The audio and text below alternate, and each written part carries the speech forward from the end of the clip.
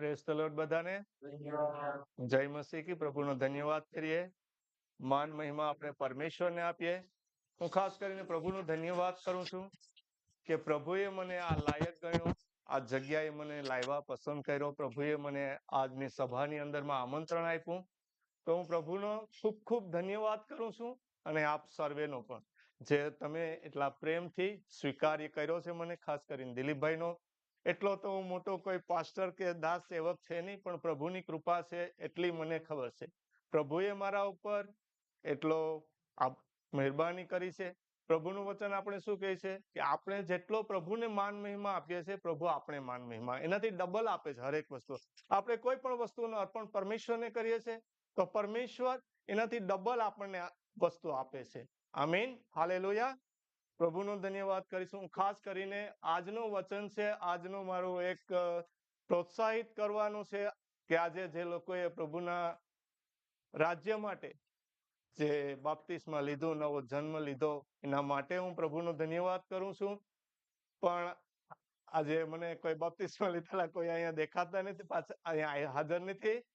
તો કઈ નહીં, આપણે પ્રભુના રાજ્યની અંદરમાં આપણે અહીંયા જોઈએ છે કે ધરતી ઉપર બે બાબતો જોઈ રહ્યા છે, શારીરિક અને આત્મિક. તો આપણે હવે આત્મિક પિતાના સંતાનો છે, તો આપણે આત્મિકતા પ્રત્યે ધ્યાન દેવાનું છે. તો હું એન્કરેજ, પ્રોત્સાહન આપવા માંગુ છું આપ સર્વેને પણ, કે તમે પણ જ્યારે બાપ્તિસ્મા લીધું હશે ત્યારથી આજ દિવસ સુધી પ્રભુએ પણ તમારા જીવનમાં કાર્ય કર્યા હશે.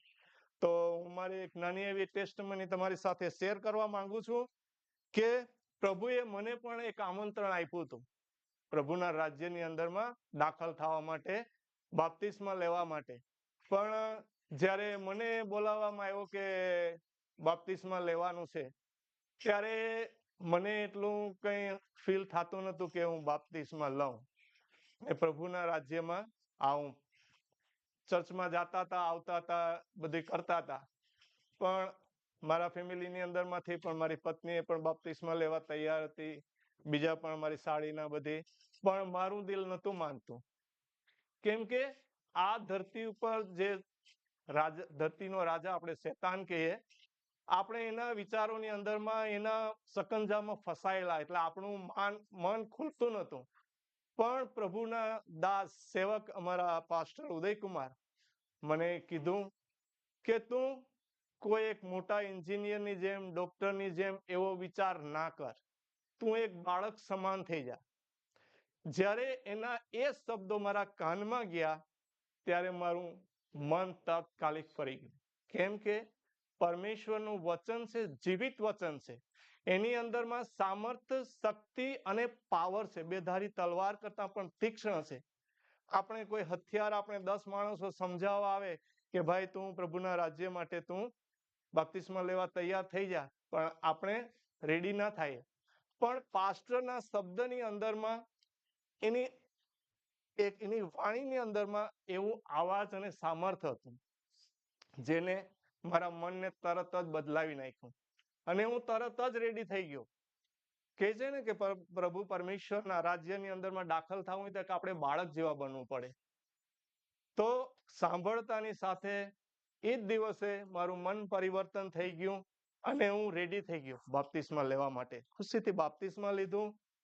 અને તો હું પણ તમને એન્કરેજ કરવા માંગુ છું, પ્રોત્સાહન આપવા માંગુ છું. આજે જે આજના દિવસે જે નવો જન્મ લીધો શકો નથી, પણ એના વતી તમને હું કહેવા માંગુ છું કે આજે આપણે બાપ્તિસ્મા લીધા બાદ પણ આપણે જે કંઈ કાર્યો કરી રહ્યા છે, આપણે કઈ રીતના, જ્યારે આપણી બુલાહટ આવી હતી ત્યારે આપણું શું પોઝિશન હતું અને આપણે હાલમાં શું કઈ રીતે કરી રહ્યા છે, તો આપણે પહેલાનો પ્રેમ જે પરમેશ્વરનો હતો એની અંદરમાં પાછું આવવાનું છે. હું પ્રભુનો ધન્યવાદ કરું છું કે દિલીપભાઈએ જે પ્રશંસા કરી એટલો તો હું લાયક નથી, પણ મારી તો એક ફરજ છે કે પ્રભુએ જે કાર્ય સોંપ્યું છે એનો આદરયુક્ત ડર સાથે કામ કરવાનું છે. કોઈને આપણે ખોટી સલાહ આપવાની નથી કે ખોટું સાંભળવાનું નથી. આપણે હા સાંભળવાનું છે બધાનું, કઈ રીતના કરવું, શું કરવું, આપણે ખુદે પણ પાછી પ્રાર્થના કરવાની છે. તો પરમેશ્વરનું વચન શું કહે છે, યહોવા શું કહે કે જુઓ, જૂનું ચાલ્યું ગયું છે, હવે હું બધી નવું કરું છું. તો આજે તમે જોઈ રહ્યા છે જે જૂનું હતું, જે આપણા ભૂતકાળની અંદરમાં ગઈકાલ સુધીની અંદરમાં મહિના 2 મહિના પહેલા જે કંઈ આપણી સાથે બની ગયું, આપણે એને ભૂલી જવાનું છે. જે હતું જૂનું હવે ચાલ્યું ગયું છે. હવે જે છે આપણે ફરી એક રસ્તા ઉપર આવી ગયા છે પરમેશ્વરના, તો આપણે એની અંદરમાં ચાલવાનું છે. પ્રભુને હંમેશા માન મહિમા આપવાનું છે. તો મારું જ્યારે બાપ્તિસ્મ કરવામાં આવ્યું ત્યારે પાસ્ટરે મને એક વચન આપ્યું કે જે યહોશવા 1:9 કહે છે કે યાદ રાખ, મેં તને બળવાન તથા હિંમતવાન થવાની આજ્ઞા આપી છે. ગભરાઈશ નહીં કે હતાશ થઈશ નહીં, કારણ જ્યાં કંઈ તું જાય ત્યાં હું તારો પરમેશ્વર તારી સાથે છું. તો આપણે આ સારી સૃષ્ટિનો જો સર્જનહાર આપણો બાપ જો આપણા માટે એક પ્રોમિસ આપ્યું હોય અને એ આપણે પડખે હોય, તો આપણે ડરવાની જરૂર નથી. હા, એવું નથી કે કોઈ આપણાની અંદરમાં નહીં આવે, આપણે કોઈ તકલીફ મુસીબત નહીં આવે, પરીક્ષણ પણ થશે, પરીક્ષણનો સામનો કરવો પડશે. જ્યારે આપણે દુઃખ તકલીફ મુસીબત આવશે, ખુદ ઘરના અંદરમાંથી પણ આવશે, પત્ની તરફથી આવશે, દીકરા તરફથી આવશે, વહુ તરફથી આવશે, બાપ તરફથી આવશે, હર કુટુંબના સભ્ય તરફથી આવશે. પણ આપણે પરમેશ્વર પ્રભુ ઈસુ મસીહનો દાખલો લેવાનો છે કે એને કેટલું સહન કર્યું, એને કેટલી શાંતિ રાખી. કૃષ્ણના મરણના અંત તક સુધી પણ પ્રભુ એના બાપને ઓબેર્યા.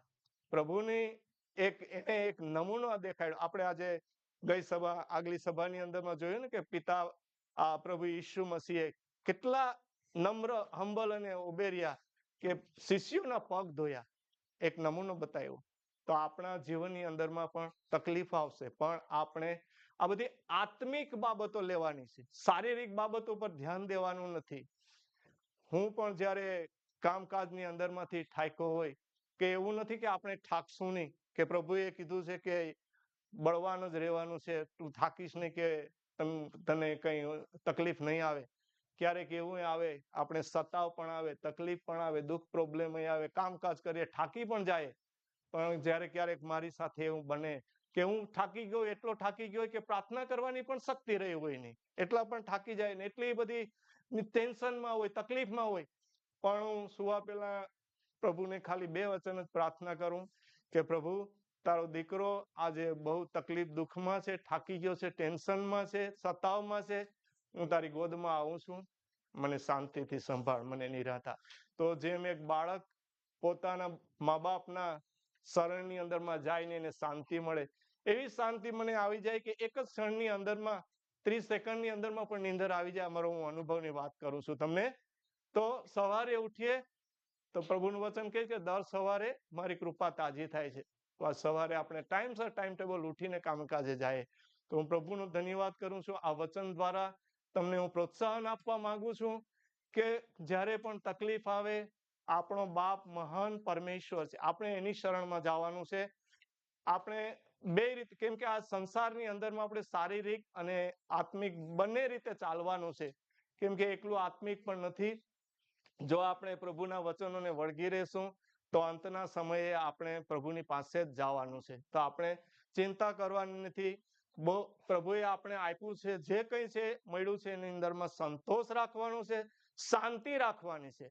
આપણે મનને કોઈ દુઃખી થવાની જરૂર નથી. દુઃખ તકલીફ તો આવશે, દુઃખ તકલીફ આવશે તો જ આપણે હિંમતવાન થશું. દુઃખ નહીં આવે તો હિંમતવાન નહીં થાય, કેમ કે આપણે પિતા પરમેશ્વરે જે વચનો આપ્યા છે, આપણે પ્રકાશના સંતાનો છે, અંધકારના સંતાનો નથી. આપણે આત્મિક બાપના સંતાન છે, શારીરિક બાપના તો આપણે સંતાન છે. શારીરિક મા બાપ દ્વારા તો આપણે જન્મ પામ્યા, આજ દી સુધી એટલા મોટા થયા, પણ જ્યારે આત્મિકતાની અંદરમાં આપણે પ્રભુની આગળ જે પસ્તાવો કરીએ કે પ્રભુ, હું આ ભૂલ ભૂલામણીમાં હતો, આ સંસારની અંદરમાં હતો, પણ હવે હું તમારા શરણમાં આવ્યો છે, અને જે કંઈ મેં પાપો અપરાધો કર્યા છે, હું જાણતો નતો, હવે તમારા શરણમાં હું સોંપું છું.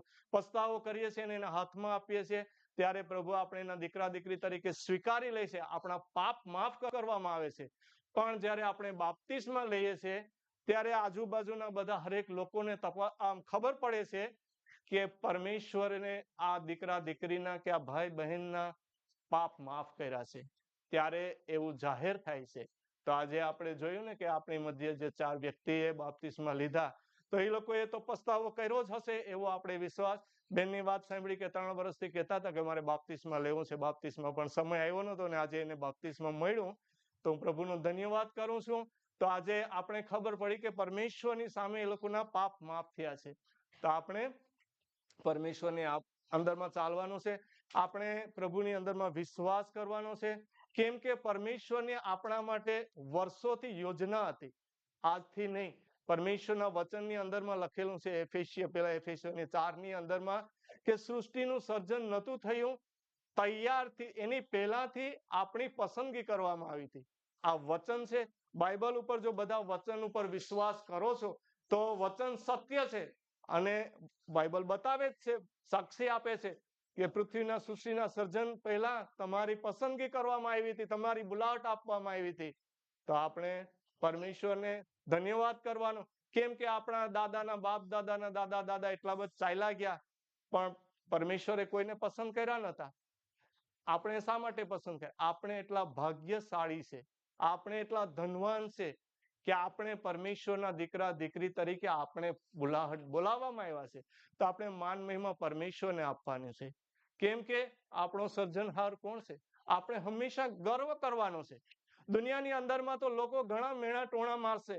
જ્યારે પ્રભુ ઈસુ મસીહ ક્રૂસ ઉપર ચડાવવામાં આવ્યા એની પહેલા કેટલું દુઃખ તકલીફ આવી. ક્રૂસ ઉપર ચડાવી દીધા હતા તો પણ એ લોકોએ મેણા મારવાના બંધ નતા કર્યા. પ્રભુ ઈસુ મસીહે શું કીધું? પિતા, એને માફ કરો, એ લોકો જાણતા નથી કે શું કરી રહ્યા છે. અને પ્રભુએ એટલા નમ્ર હંબલ ઓબે રહ્યા અને પિતાની જે માન રાખ્યું, સન્માન રાખ્યું, તો પ્રભુએ એને આદરયુક્ત એના જમણા હાથે બેઠાડ્યા સિંહાસન ઉપર. તો આપણે પણ જો પ્રભુના ઈચ્છા પ્રમાણેની યોજનાની અંદરમાં ચાલીએ તો પરમેશ્વર આપણે પણ ઉપર ઉઠાવશે. અને આપણે જો વિશ્વાસથી પ્રભુના વચનમાં ચાલીશું તો અનુભવ પણ કરી શકશું કે પરમેશ્વર આપણી સાથે છે. જે પરમેશ્વરે વચન આપ્યા છે કે આ તમારું શરીર મારા પવિત્ર આત્માનું મંદિર છે ને હું એની અંદરમાં રહું છું, તો આ હંમેશા વિશ્વાસ રાખવાનો. તો પ્રભુએ આપણા માટે વર્ષો પહેલા જે યોજના બનાવી હતી, યહોવા બાપ કહે છે, વચન એક વાંચીએ આપણે હેઝિકિયલની અંદરમાં ચેપ્ટર 36 કાઢીશું.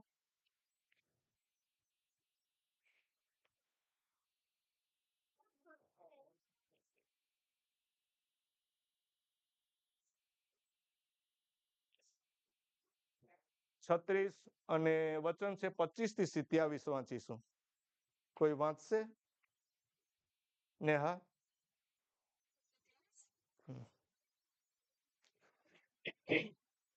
હિઝકીએલ 36:25 થી 27 આપણે વાંચીશું. હું તમારા પર શુદ્ધ જળનો છંટકાવ કરીશ અને તમે શુદ્ધ થશો.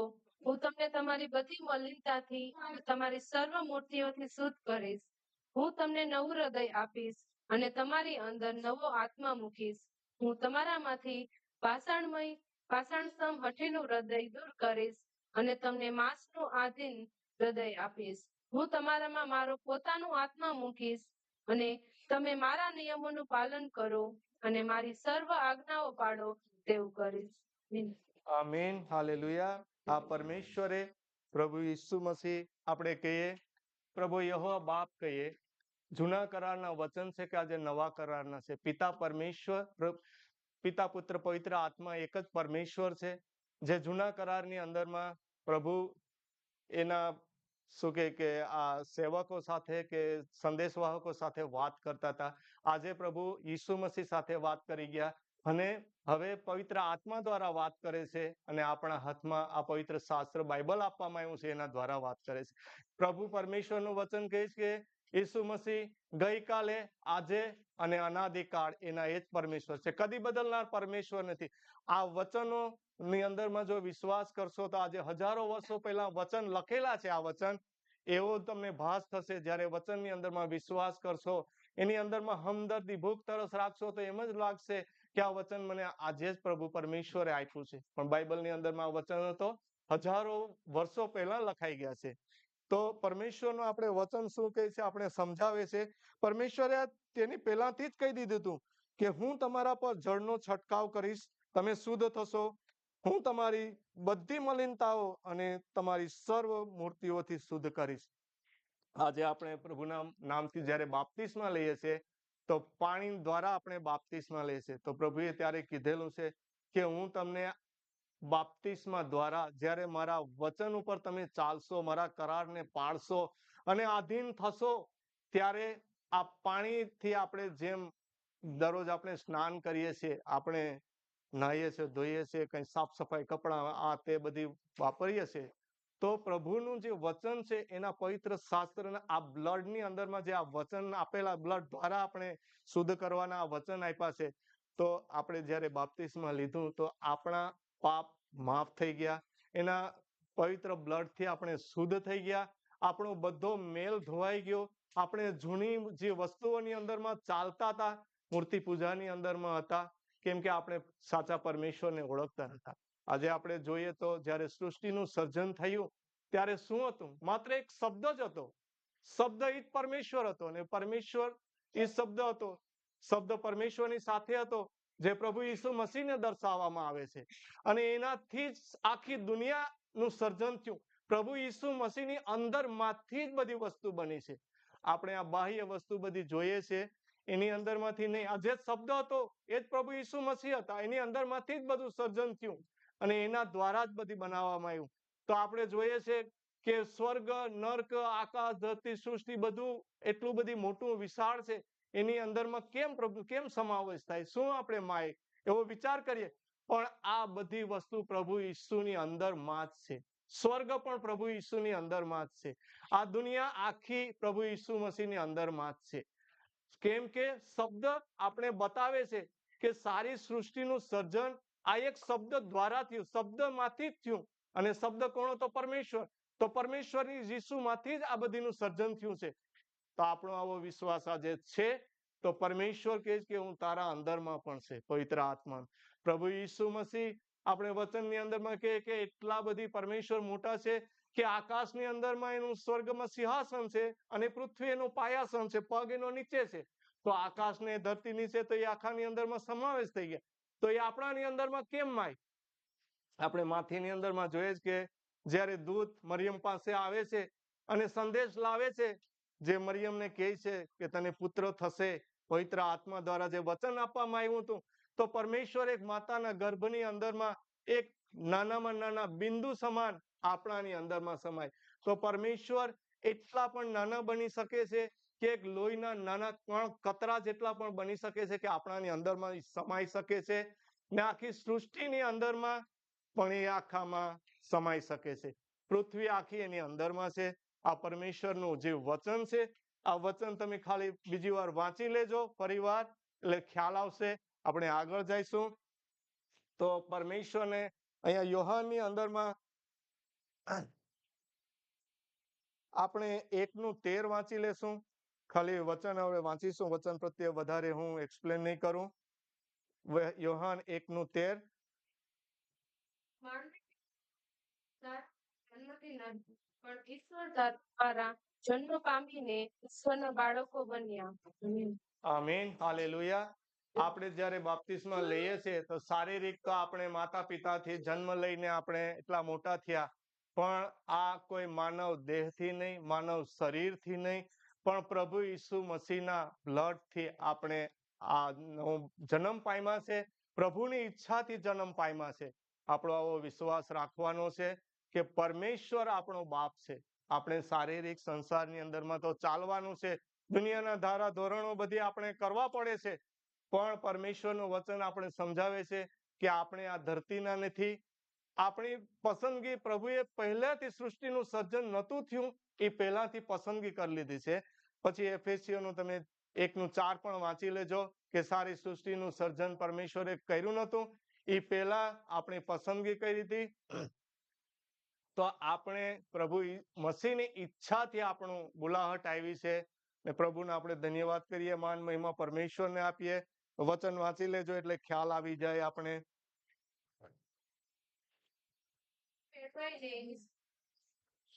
તે માટે ઈશ્વરે સૃષ્ટિનું સર્જન કર્યું તે પહેલા તેમણે ઈશ્વરને પસંદ કર્યા હતા, જેથી આપણે તેમની સમક્ષ પવિત્ર અને નિર્દોષ થઈએ.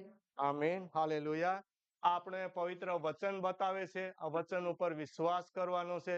જો વચન ઉપર ચાલીશું તો વચન દ્વારા આપણે આગળ વધીશું. વચન એ પરમેશ્વર છે, એની ઉપર જ વિશ્વાસ કરવાનો છે. તો આપણું પસંદગી કરવામાં આવી હતી પરમેશ્વરે. જોઈએ છે આપણે કે સૃષ્ટિનું સર્જન થયું, આપણે પસંદ કરવામાં આવ્યું. કોઈ ધર્મ ધ્યાન કંઈ હતું નહીં. સૃષ્ટિ બની ગઈ પછી આ બધી આવી ગયું.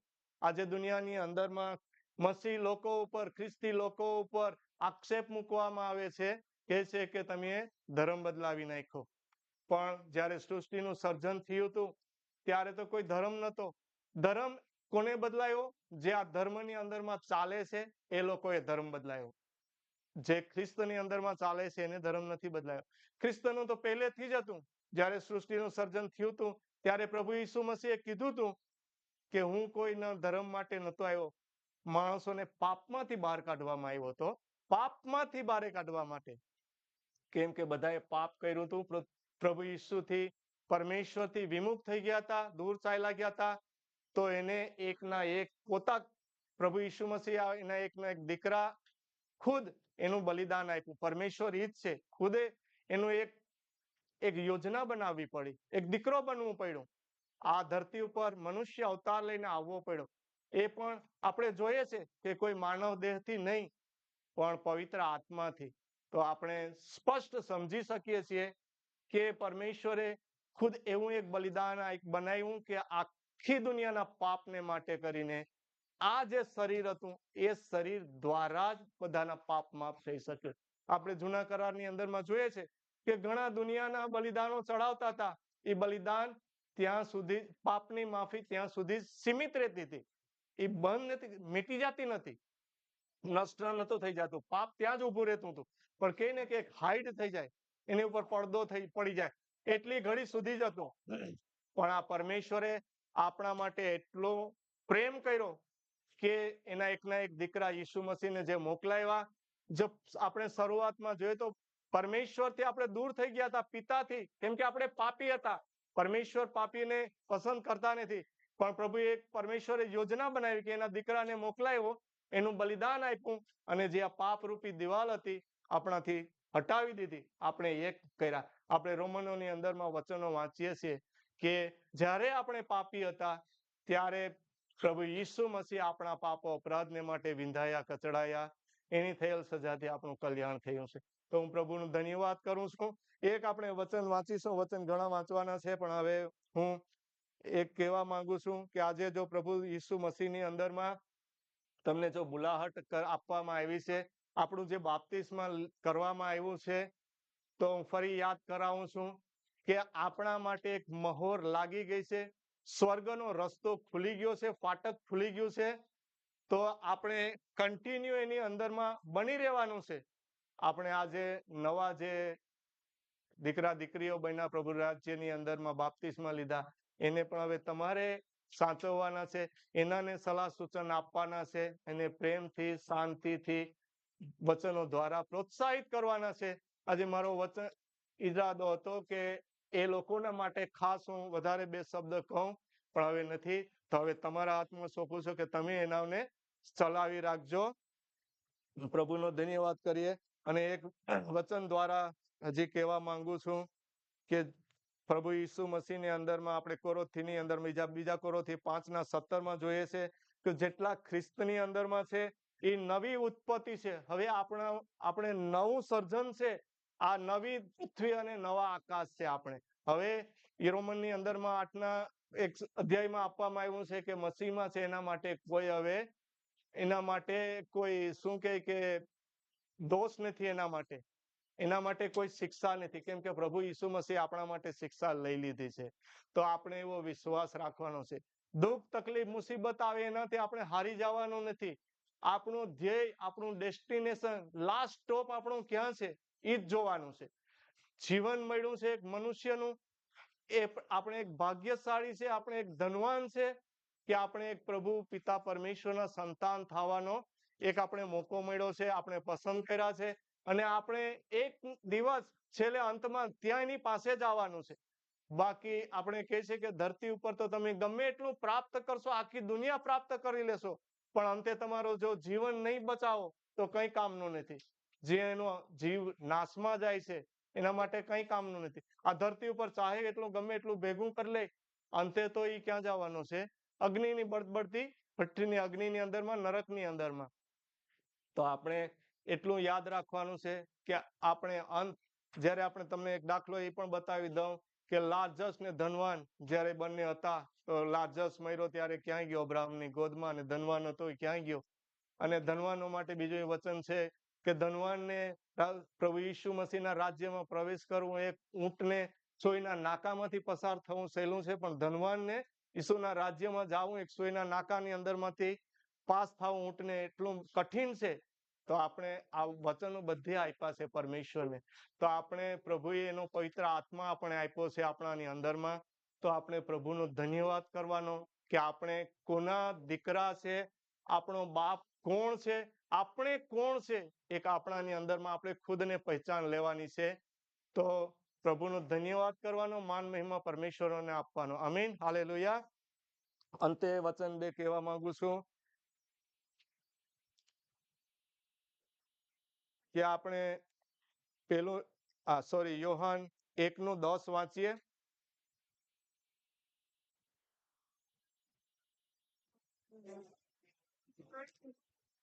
યેસુ મસીહ વિશે સમજાવવામાં આવે છે, આપણે વાંચીએ.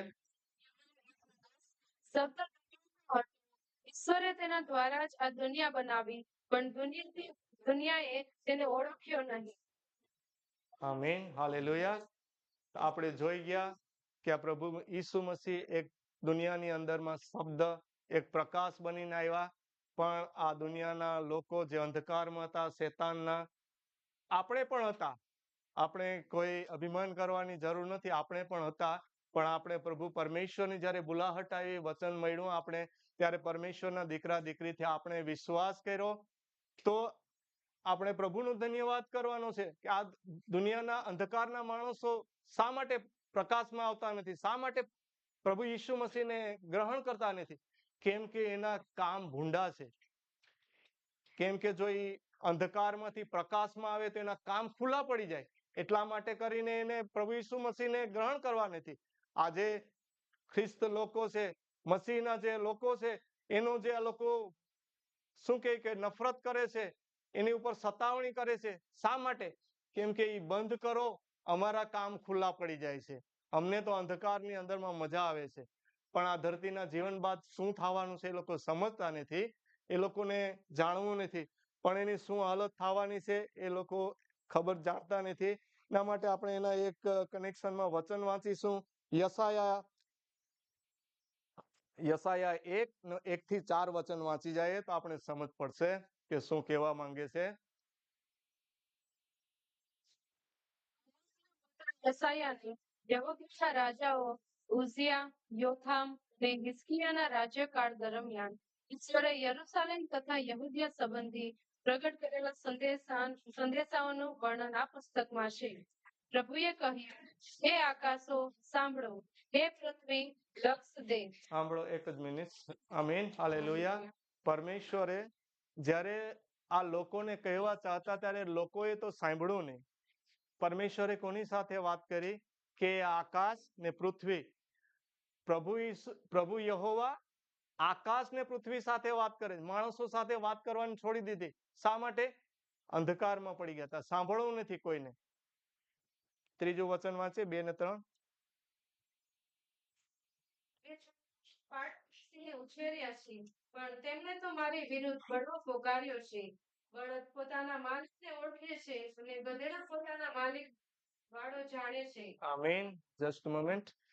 અહીંયા પરમેશ્વર કહે છે, આ કોના માટે કહેવામાં આવે છે? પ્રભુએ એના લોકને અહીંયા દર્શાવવામાં આવ્યું છે ઇઝરાયલ માટે. હવે ઇઝરાયલ આપણે જોઈએ છે કે જૂના કરારની અંદરમાં આપણે અબ્રાહમના સમયની અંદરમાં જે ઇઝરાયલની વાત છે, પણ આજે આપણે ઇઝરાયલ દ્વારા આપણે બનાવવામાં આવ્યા છે. પોલુસે જ્યારે પીટરે અને શિષ્યો યીશુ મસીહના જે 12 શિષ્યોએ પ્રવચન કર્યું ત્યારે ઇઝરાયલ માટે હતું, ત્યારની સભા માટે. પણ જ્યારે પાઉલે સંદેશ આપ્યો ત્યારે કોના માટે આપ્યો? અવિશ્વાસીઓ માટે, જે વિદેશીઓ માટે, આપણા માટે કે બિન ખ્રિસ્તી હતા એના માટે. અને એ વચન આપણે પ્રભુ ઈસુ મસીહમાં કઈ રીતના આપણે વિશ્વાસમાં આપણે આશીષ આપી કે જેમ એક ઝાડ હોય એ ડાળની કલમ બનાવવામાં આવે, એને અડધેથી ફ્રૂટ શરૂ થઈ જાય.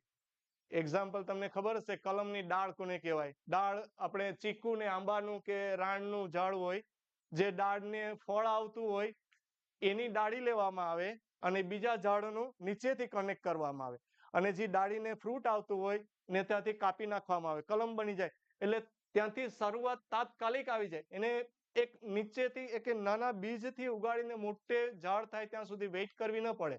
એને કલમ આપણે કહીએ છીએ, સમજીએ છીએ કલમ. તો આપણે કલમ દ્વારા આપણે બનાવવામાં આવ્યા. આજે આપણા માટે લેશું, આપણે વચન વાંચીશું 2 ફરીવાર.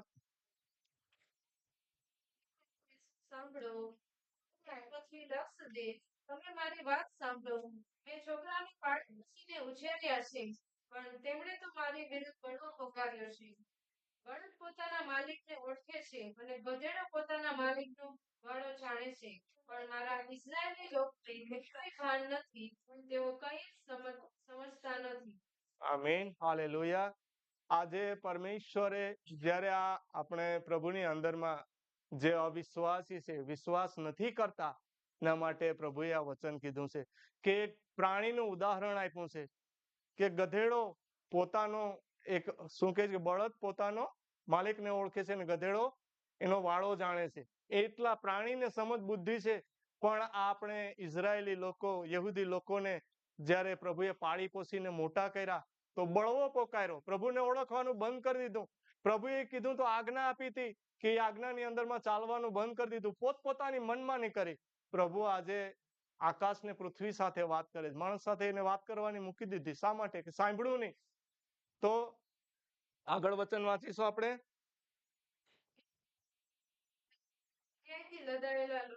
દુરાચારીની ઓલાદ, ભટકી ગયેલા છોકરા, તમે પ્રભુનો ત્યાગ કર્યો છે, ઇઝરાયેલના પરમ પવિત્ર ઈશ્વરનો તિરસ્કાર કર્યો છે, અને તમે તેમનાથી વિમુખ થઈ ગયા છો. તમે શા માટે વિદ્રોહ કર્યા કરો છો? શું હજી તમારે વધારે સજા ભોગવવી છે? આખું માથું તો સડી ગયું છે, વળી હૃદય પણ નિર્ગત છે. આમીન, હાલેલુયા. પ્રભુ આજે આપણે અવિશ્વાસી લોક છે, આપણે પણ અવિશ્વાસી હતા, તો એના માટે આપણે પ્રભુએ વચન આપ્યું છે કે હવે આ બધી બળવો કરવાનું બંધ કરો, પ્રભુ ઈસુ મસીહની અંદરમાં વિશ્વાસ કરો. એ જ એક પરમેશ્વર છે, એના દ્વારા જ આખું આ બધી સારી સૃષ્ટિ બની છે. નહીં તો પ્રભુની અંદરમાં નથી ચાલતા. તો આપણે જોઈએ છે યશાયા, યરમિયાની, હિઝકીએલની અંદરમાં કેટલી સજાઓ આવેલી છે.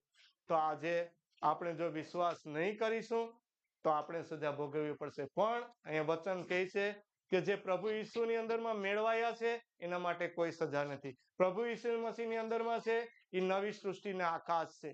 તો આપણે પરમેશ્વરની અંદરમાં વિશ્વાસ કરવાનો છે, માનમયમાં પરમેશ્વરને આપવાનું છે. હું પ્રભુનો ધન્યવાદ કરું છું આજના શુભ સંદેશ માટે. ખાસ કરીને મારો આજનો સંદેશ જે હતો કે જે લોકોએ બાપ્તિસ્મા લીધું છે, પ્રભુ એને સંભાળી રાખે. મારી પ્રાર્થના છે અંત સુધી એ લોકો પણ ટકે, વિશ્વાસ કરે, અને આપ સર્વે પણ હંમેશા બની રહો. જે જૂનું હતું હવે ચાલ્યું ગયું છે, હવે તમે પાછી નવી ટ્રેક ઉપર આવી ગયા છે, તો એની ઉપર સતત ચાલતા રહો. ભલે આ સાંકડો માર્ગ છે, પણ અંતે એ માર્ગ તો આપણે સ્વર્ગની અંદરમાં આપણે લઈ જશે. પ્રભુનો ધન્યવાદ કરીએ છીએ. સમયને જોતા હું વચન પૂરું કરું છું, માનમયમાં પરમેશ્વરને આપું છું, અને આપ સર્વેનો પણ હું ધન્યવાદ કરું છું કે આજે તમે મને તમારા મધ્યે એક આમંત્રણ આપ્યું, અને પ્રભુએ મને એટલો આ અહીંયા ઉભવાને એક શક્તિ સામર્થ્ય આપ્યું. હું પ્રભુનો ધન્યવાદ કરું છું. હંમેશા એના ઉપર વિશ્વાસ કરું છું, કેમ કે ખારો પરમેશ્વર આપણો એક જ છે, એના દ્વારા જ આપણે ચાલવાનું છે, એ જ આપણે લઈ જશે અંત સુધી. અને આપણું જ્યાં અંત થવાનું છે એ પરમેશ્વર જ આપણે સીધી ટ્રેક ઉપર છે. તો આપણે રાઈટ ટ્રેકમાં બેઠી ગયા છે, અને આ પ્લેન આપણે ત્યાં જ લેન્ડ કરશે, કેમ કે આપણો બાપ પ્રભુ ઈસુ મસીહ કહે છે કે માર્ગ, સત્ય અને જીવન હું જ છું, એ સિવાય બીજો કોઈ છે જ નહીં. તો હવે આપણે શા માટે આમથી આમ તકલીફો, મુસીબત તો આવશે. પ્રભુ ઈસુ મસીહ એનો નમૂનો દેખાડી દીધો છે કે એને જે કેટલું સહન કર્યું, સહન કરવું પડશે. પણ અંતે પ્રભુ ક્યાં જઈને બેઠા? બાપના જમણા હાથે સિંહાસન ઉપર. અને પ્રભુ ઈસુ મસીહ શું કહે છે કે જે મારાની અંદરમાં જીતશે એને હું મારા રાજ્યની અંદરમાં સ્વર્ગના સિંહાસન ઉપર મારી જગ્યાએ હું બેસવાની અધિકાર આપીશ. તો આપણે જો એ પ્રમાણે ચાલીશું તો આપણે એટલો વિશ્વાસ રાખવાનો કે આપણો અંત ત્યાં જ છે. આમીન, હાલેલુયા. પ્રભુનો ધન્યવાદ.